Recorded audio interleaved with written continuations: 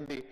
Mail మన మన industry శాఖ వెబ్సైట్లో కూడా మీరు దీన్ని డౌన్లోడ్ చేయవచ్చు. సో ఒకవేళ ఈ ఈ బుక్ని చేతికి అందలేకపోతూ ఉంటే మీరు ఇంటర్నెట్ ద్వారా అయినా ఈ పాలసీ బుక్ని మీరు సొంతం చేయండి.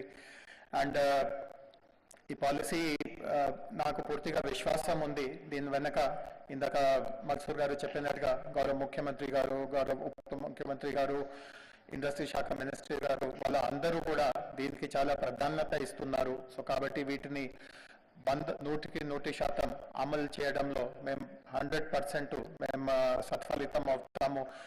ఇంకొక విషయం కూడా చివరిలో మీకు చెప్పాలి.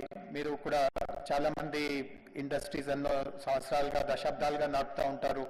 మీరు ఇట్లాంటి చాలా పాలసీస్ చూసి ఉంటారు. అండ్ చాలా మంది మనసులో ఒక రకంగా అనుమానం ఉంటుంది, ఎన్నైనా మనము వాగ్దానాలు చేస్తాము కానీ చివరిలో ఆచరణలో కొద్దిగా కూడా ఫలితం అవ్వదు. అట్లాంటి కూడా అనుభవపూర్వంగా కొంతమందికి ఇట్లాంటి ఒక రకంగా అభిప్రాయం ఉండవచ్చు. కానీ ఈ పాలసీ పుస్తకంలో మీరు చదువుతారు దట్ ఈ పాలసీని నిజాయితీతో అమలు చేయడానికి కూడా ఒక వినూత్నమైన ఒక వ్యవస్థ కూడా తీసుకురావడం జరుగుతూ ఉంది. ఒక ప్రత్యేకంగా ఒక విభాగము ఇండస్ట్రీ శాఖ అధీనంలో ఏర్పాటు చేస్తున్నాము. అండ్ వాళ్ళు ఎవరికి ఇందాక చెప్పినట్టుగా 40 రకంగా ఇంటర్వెన్షన్స్ ఉంటాయి. కార్యాచరణ ప్రణాళికల్లో 40 సూత్రాలు ఉంటాయి. ఏ సూత్రం అమలు చేసే బాధ్యత ఎవరి మీద ఉంది, పర్యవేక్షణ ఎవరు చేస్తారు, చివరిలో మంత్రి గారి దగ్గరికి, ముఖ్యమంత్రి దగ్గరికి రిపోర్టింగ్ చేసే బాధ్యత ఎట్లా ఉంటుంది, వాళ్ళ ఆజమాయిషీ ఎట్లా ఉంటుంది.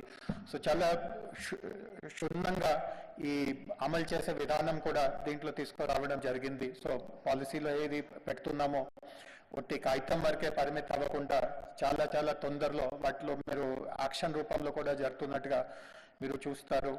అండ్ చివరిలో మీ అందరికీ ఒకే విజ్ఞప్తి ఉంది, ఈ పాలసీ చదివిన తర్వాత ఇంకా ఏదైనా సలహాలు, సూచనలు, ఇంకా ఏదైనా మంచి అభిప్రాయాలు, ఆలోచనలు మీ దృష్టికి ఉంటే ఖచ్చితంగా మాతో పంచుకోవడానికి మీరు ముందుకి రండి. అండ్ తదుపరి కూడా దీంట్లో ఏదైనా మార్పులు చేర్పులు అవసరం ఉంటే అనుభవం బట్టి, మా అభిప్రాయం బట్టి దీన్ని అమలులోకి తీసుకురావడానికి మేము కృషి చేస్తాము.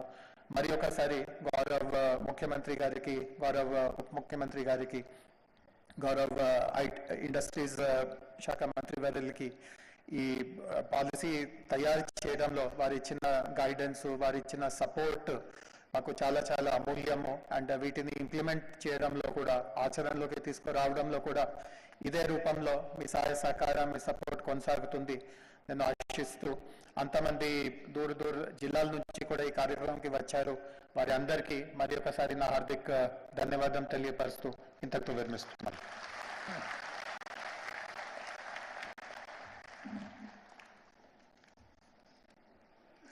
ధన్యవాదాలు సార్.